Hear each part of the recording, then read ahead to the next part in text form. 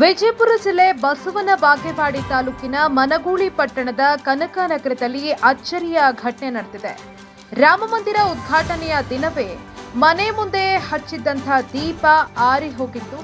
ಆ ಆರಿ ಹೋದ ದೀಪ ಬಳಿಕ ಇದ್ದಕ್ಕಿದ್ದಂತೆ ಉರಿದು ಅಚ್ಚರಿಯನ್ನ ಮೂಡಿಸಿದೆ. ನಾಗರಾಜ್ ಬಿರಾದಾರ್ ಎಂಬುವರ ಮನೆಯ ಕಾಂಪೌಂಡ್ನಲ್ಲಿ ಇದ್ದಕ್ಕಿದ್ದಂತೆ ದೀಪ ಹೊತ್ಕೊಂಡಿದೆ.